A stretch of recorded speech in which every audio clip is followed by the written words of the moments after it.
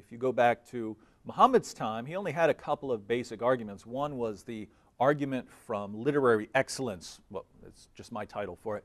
But the argument is that the Quran is so amazing it must come from God. The literary excellence of the Quran is so wonderful that it must come from God. And that is an absolutely silly argument. It would be comparable to saying that Mozart's music is so wonderful it must be from God. It's not a good argument. And the other argument that was most popular during Muhammad's time was claiming that the Bible contains prophecies about him. So if Muhammad is talking to the pagans, well, it was, my book is so wonderful, my poetry is so great, it must be from God. Really strange argument. And if he's talking to Jews or Christians, it's, well, the Bible contains prophecies about me, when Muhammad's teachings contradict the Bible. So it's a very odd claim to make. So those are the arguments Muhammad used, and they're not very good arguments. In fact, they're both horrible, horrible, horrible arguments. And so it's not surprising that Muslims have, in our modern times, chosen a very different path. And the claim that is most common nowadays is that the Quran and Muhammad's teachings are scientifically miraculous, that Muhammad knew things about science, about the world and human beings and life that just couldn't have been known by anyone during his time and weren't known for centuries later. And that this is how we can know that he must have been a prophet, because he must have been getting this from God.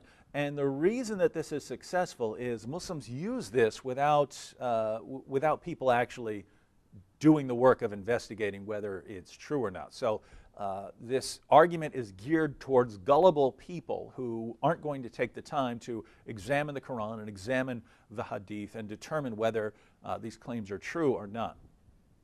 But we're not like that. We actually want to examine what Islam has to say about science to see whether it is accurate, so we know whether this argument is a good one or not. Now, just to be, just to put this out there, I don't really care that Muhammad was so incredibly wrong about lots of scientific topics. That wouldn't be an important reason for rejecting him. I would say if he's in the 7th century, he's talking to a 7th century audience. I wouldn't have much problem with him saying things according to the beliefs of the time. But it's the Muslims. It's Muslims who are saying that it's through the scientifically accurate Quran and statements by Muhammad that we know that Islam is true. And if that's how we know that Islam is true, well, now we have to deal with all these completely scientifically absurd statements in the Quran and the Hadith. And so we'll go through some of those in this program, and we'll see how far we get. But we could go on endlessly with problems in the Quran and the Hadith. But let's start with Muhammad's view of the universe. So Muhammad has a certain view of the universe that's laid down in the Quran and in the teachings of Muhammad. And at the bottom of everything, we find, let's go ahead and read it. But we'll read a verse of the Quran, and then we'll look at the understanding of the people who were there. Chapter 68, verse 1 of the Quran says, Nun, by the pen and by the record which men write. So what's that nun mean? Here we say, well, we don't know what it means, but according to one of Muhammad's companions, Ibn Abbas, they knew what it meant. This is the tafsir of Ibn Abbas on this nun, what Allah is swearing by. He says, Allah swears by the nun, which is the whale that carries the earths on its back while in water, and beneath which is the bull, and under the bull is the rock, and under the rock is the dust, and none knows what is under the dust save Allah. So let's look at that in reverse. You have dust, and above that you have the rock, and above that you have the bull, and above that you have the water, and there's the whale in the water, and on the whale, that's what's carrying the earths. Right now you should be looking at this saying, well, that's what the Quran meant here, according to the people who are around Muhammad. So these are the people who know Muhammad, who are asking him questions about what the Quran means, and that's their understanding of what the Quran is saying here by the nun, which is this giant whale or giant fish that's carrying the earths on its back. And yes, you heard correctly. You heard earths, plural. There's not just one earth. Let's see what he means here. This is chapter 65, verse 12 of the Quran. Allah is He who created 7 heavens and of the earth the like of them. So there are 7 heavens, and there are the same number of earths. There are 7 earths. And Muhammad actually explains what he means here in Jami at-Tirmidhi 32:98. We read, "Then Muhammad said, 'Do you know what is under you?'" So Muhammad's talking to people, and he says, "Do you know what's under you?" So obviously the earth is under them. He says, "Do you know what is under you?" They said, "Allah and His Messenger know better." He said, "Indeed, it is the earth." Pretty obvious there, he got that right. Then he said, "Do you know what is under that?" Now notice, we know that under, if you're standing, then obviously the earth is under you. So that's something that everyone would have known, and that's something that Muhammad got right. But now he's going to say what's under that. So we have an opportunity to test whether he's making a scientifically accurate statement. So he said, "Do you know what is under that?" They said, "Allah and His Messenger know better." He said, "Verily, below it is another earth, between the two of which is a distance of 500 years, until he enumerated 7 earths. And he said, between every 2 earths is a distance of 500 years. So you've got one earth, and then below that you have another earth with a space in between them of 500 years, and below that another earth with a space of 500 years. And whether he means like a 500-year journey or any way you want to interpret this, 500-year walking, 500-year camel journey, however you want to interpret it, 500 years, 500, whatever you want to call this, right? That is not true. It is not true that there's one earth and then this 500-year journey, and then there's another earth. That's just absolute nonsense. We know that's not true, but that's what Muhammad said, and his followers are completely convinced that he knows what's going on here, that he knows the structure of the universe. And they didn't know any better, but we do, and Muhammad is wrong. And so here we have the Quran. Muhammad is considered in Islam the greatest interpreter of the Quran. Muhammad says, here's what this means by these 7 earths, and he's just completely wrong. And yet, science confirms Islam somehow. Well, how is that? Muhammad is getting everything wrong so far, except for basic information like there is an earth below you. Once he goes beyond the obvious, he gets everything wrong. Let's keep looking. It's also important to note that the earth is flat. Muhammad believes in a flat earth. And let's look at a couple of passages here. Chapter 20, verse 53 of the Quran. "He who has made for you the earth like a carpet spread out." So the earth is like a carpet spread out. Chapter 71, verse 19 of the Quran. "And Allah has made the earth for you as a carpet spread out." So again, the earth is like a carpet. And you're supposed to reflect on this flat nature of the earth to tell you something. Chapter 88, verses 17 through 20 of the Quran. "Do they never reflect on the camels and how they were created, the heaven, how it was raised on high, the mountains, how they were set down, the earth, how it was made flat?" The earth was made flat, according to the Quran. Now, it's if you take modern translations, which are made for a Western audience, they will try to retranslate that to avoid the obvious error. But when we go back to earlier Islamic commentators, they point out that they know what the Arabic word here means, and it means laid out flat.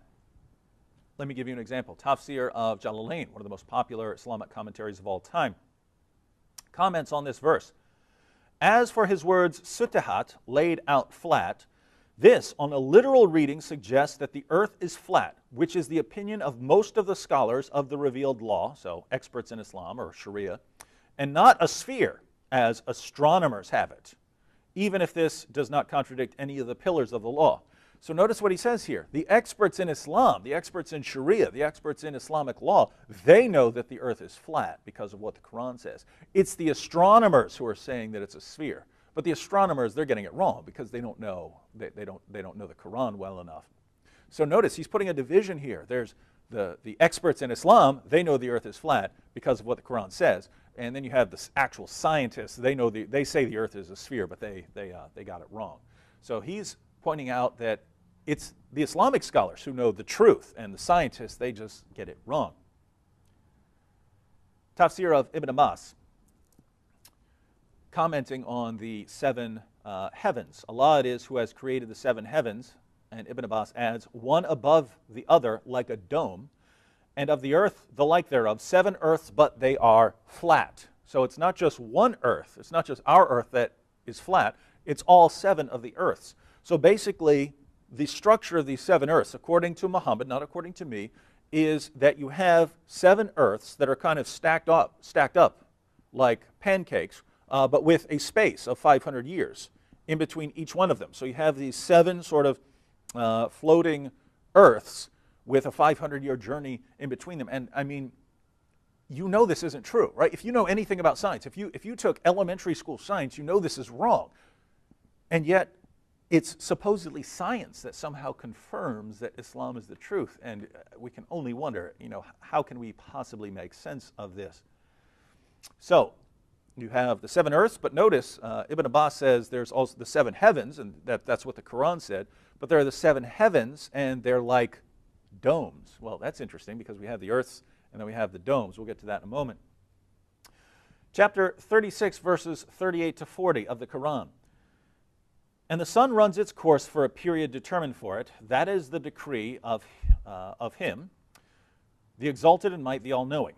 And the moon we have measured for it mansions to traverse, till it returns like the old and withered lower part of a date stalk. It is not permitted to the sun to catch up to the moon, nor can the night outstrip the day. Each just swims along in its own orbit, according to law. So according to the Quran, the sun and the moon are kind of chasing each other, and the sun just can't catch up to the moon. Well, and they both have their orbit. So according to the Quran, you have the earth and the sun and the moon are orbiting, but one can't actually catch up to the other. Now, that's not correct. You have the sun and you have the earth going around the sun and the moon going around the earth. It's not both the sun and the moon chasing each other around the earth, as the Quran declares. Chapters 18, verses 83 to 86. This is another place where we can examine what Muhammad said to determine if he actually knows, because Muhammad tells people where the sun goes when it sets. Lots of people didn't know that at his time, so we can test him to see if he gets it right. Well, here's what the Quran says. Chapter 18, verses 83 to 86. They ask you concerning UTOL Qarnayn. There's a dispute of who this refers to. Many commentators will say that it refers to Alexander the Great. They ask you concerning UTOL Qarnayn. Say, I will rehearse to you something of his story. Verily, we established his power on earth, and we gave him the ways and the means to all ends. One such way he followed until, when he reached the setting of the sun, he found it set in a spring of murky water. Near it he found a people. So, UTOL Qarnayn reached the place where the sun sets, and he found it set, he found the sun set in a spring of murky water. And people live there. Now, do you believe that? Do you believe that's correct? Do you believe there's a spring somewhere where the sun goes down and goes into a pool of murky water, and the people live there? Because it's wrong. Muhammad got it wrong, and it's obviously wrong, and so Muslims are forced to try and reinterpret these things. But, I mean, think about it. What is Muhammad getting right here? Apart from there's an earth below you, what is he getting right? There is a sun, there is a moon. Apart from the obvious that any 6-year-old could have told you, what is he getting right? He's getting everything that he could possibly get wrong. And yet it's science that confirms Islam. Again, only if you don't bother to actually read the sources. Chapter 37, verses 6 through 10 of the Quran. What are stars? Well, Muhammad's going to tell us. We have indeed decked the lower heaven with beauty in the stars, for beauty and for guard against all obstinate, rebellious, evil spirits. So they should not strain their ears in the direction of the exalted assembly, but be cast away from every side, repulsed, for they are under a perpetual penalty, except such as snatch away something by stealth, and they are pursued by a flaming fire of piercing brightness. Think about this. Allah says, we have decked the lower heaven with beauty in the stars. So here's what the stars are. For beauty and for guard against all obstinate, rebellious spirits. The stars are to guard heaven from evil spirits. So they should not strain their ears in the direction of the exalted assembly, so that they don't sneak into paradise and hear what Allah is saying, hear what Allah is planning.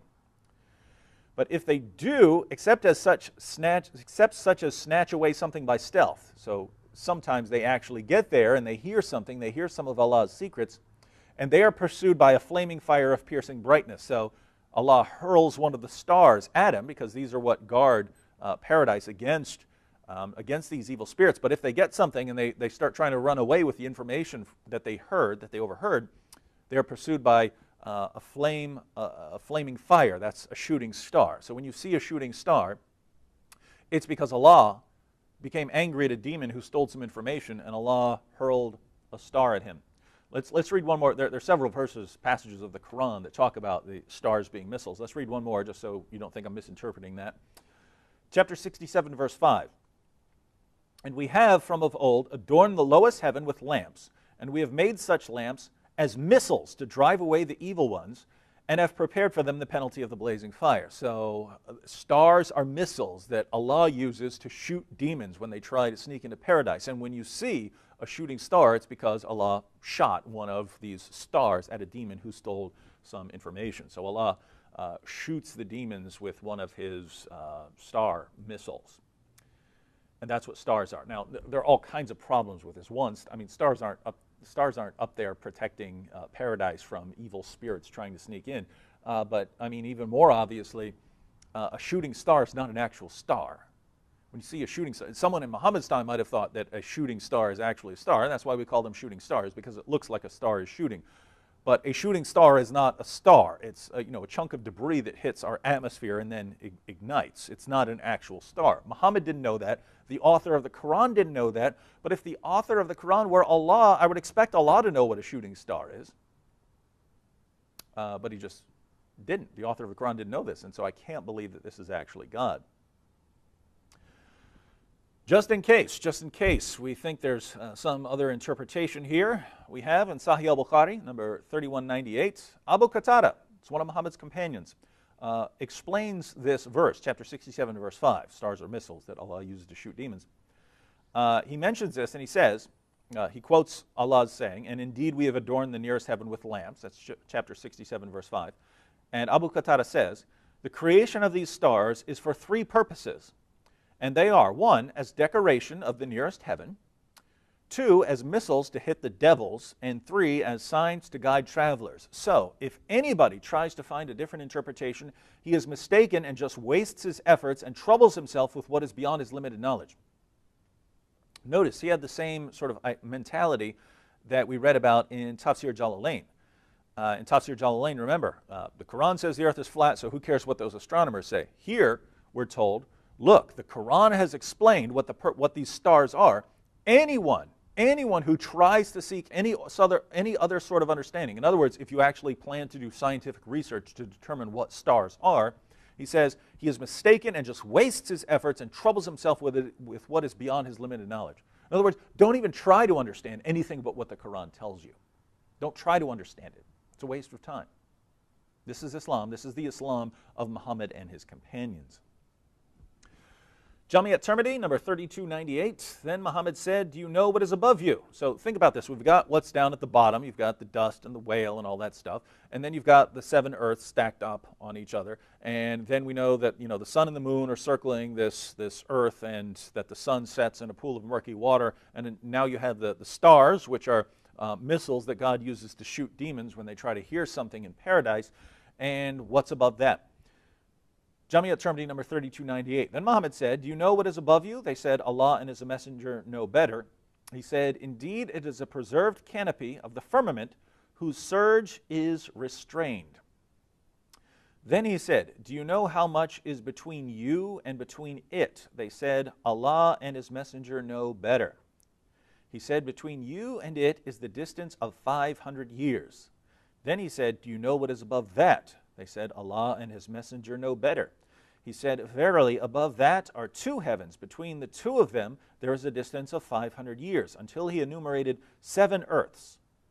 What is between each of the 2 heavens is what is in between the heavens and the earth. So we've already seen, you have the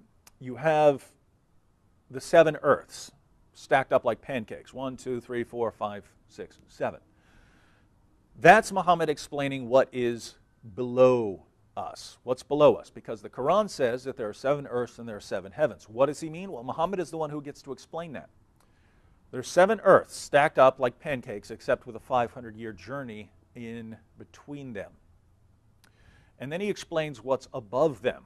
And there are 7 heavens that are actually stacked up like domes on top of each other. And there are 7 of them. So is this correct? Because notice he says that there is a journey of 500 years in between each one of these domes.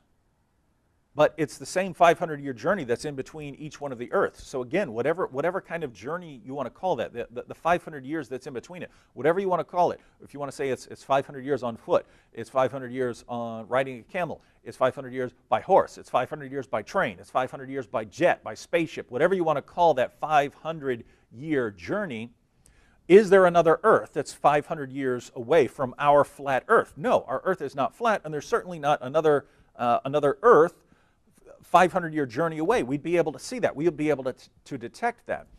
And again, whatever sort of journey you want to mean by this 500 years, is there some other heaven that's a 500-year journey right above us? So you have a dome, and then you have another 500-year journey, and there's another dome above that.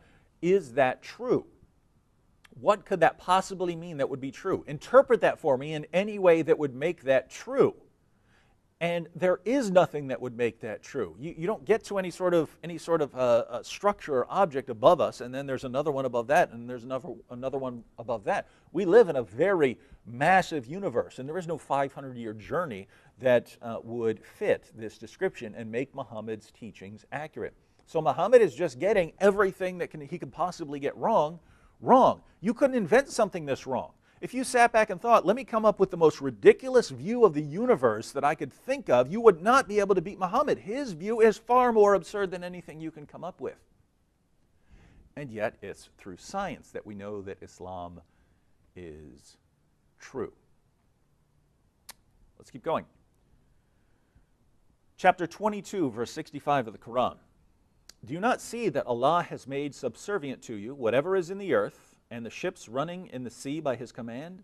And he withholds the heaven from falling on the earth, except with his permission.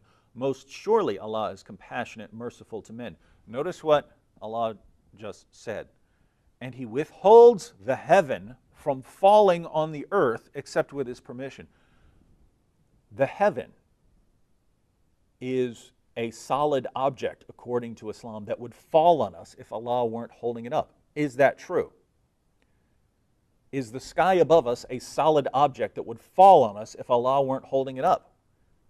So when he talks about these 7 heavens that are stacked on top of each other, he's talking about some sort of solid domes that he is holding in place, and if he weren't, they would just fall on us. Is that correct? Of course it's not correct. And once again, Muhammad is getting everything that he could possibly get wrong. Let's read another verse of the Quran. Chapter 34, verse 9. See they not what is before them and behind them of the sky and the earth? If we wished, we could cause the earth to swallow them up, or cause a piece of the sky to fall on them. So again, the sky above you, when you look up in the sky, Muhammad doesn't know that that's mostly empty space with, some stars up there. Muhammad believes that there are these 7 solid domes above you. And if Allah weren't holding up the domes, of course, we've already seen that they would fall on us. But even then, Allah can allow a piece of the heaven, the sky, to fall on us if he wanted to. So if he wants you to die, he can either have the earth swallow you up, or he could have a chunk of the sky, which he doesn't seem to know is empty space. He could have a chunk of that just fall on you. So, the earth, the earth has these domes above it, and a piece of that dome could just fall on you if Allah wanted. So these are actually solid objects. You have your 7 earths that are stacked up, and you have the domes above that, and Allah's holding them up. At any time, he could let a piece of that dome fall on top of you and crush you, but, hopefully he doesn't. That's the Quran. This is the scientifically accurate Quran. Let's look at one more, because we sort of looked all the way at the bottom, and we've gone up step by step to see, go through the earths, and then what is above them, and now there's something that's on top of everything. Muhammad tells us, Sunan Abu Dawud, number 4705. Muhammad said, above the 7th heaven, so this is above the 7 domes, above the 7th heaven, there is a sea the distance between whose surface and bottom is like that between one heaven and the next. Above that, here is some great information, some great scientific information for you. Above that, there are 8 mountain goats, the distance between whose hoofs and haunches is like the distance between one heaven and the next. Then Allah, the Blessed and the Exalted, is above that. So you've got your 7 heavens. Then there's a sea, the distance between whose surface and bottom is like that between one heaven and the next, so it's a 500-year journey. Above that, there are 8 mountain goats, so massive mountain goats. The distance between whose hoofs and haunches is like the distance between one heaven and the next. So whatever you want to say that 500-year journey means, that the 500 years between each of the domes and between each of the earths, keep in mind that whatever that distance is, you're saying there are goats that big. There are mountain goats that are that big. Muhammad says so. He's the prophet. He knows. So there are mountain goats that are that big. And then above them is Allah. So let's put all of this together. You've got 7 earths. That's false. All of them are flat. That's false. They're stacked on top of each other like pancakes. That's false, except with a long distance between them. That's false. Out on the edge of the top earth is a pool. That's false. Where the sun sets. That's false. There are also 7 heavens above the earths. That's false. And they're like domes that will fall on us if Allah doesn't hold them up. That's false. In the lowest heaven are the stars, which Allah uses to hurl at demons. That's false. And all of this is sandwiched between a giant fish. That's false. And 8 giant goats. That's false. What did Muhammad get right? Again, apart from there is an earth, there is a sun, there is a moon, there are stars, apart from the obvious that anyone could have told you, what did he get right? Nothing. Everything that he could possibly get wrong, he got wrong. So if Muslims are appealing to science to say this is how we know that Islam is true, well, everything Muhammad said that he could get wrong, he got wrong. So if science is the judge in our assessment of Islam, if science is the way we're going to determine what's true or false with Islam, we have to say that if he got everything wrong, then this certainly isn't any confirmation. If science is the judge, then we have to say that Islam is false because he got everything wrong. Now, all we did here was look at Muhammad's view of the universe. There's much more we could look at than just the universe. We can look at Muhammad's view of reproduction, or Muhammad's statements about hygiene, and we'll look at those on our next episode of Jesus or Muhammad.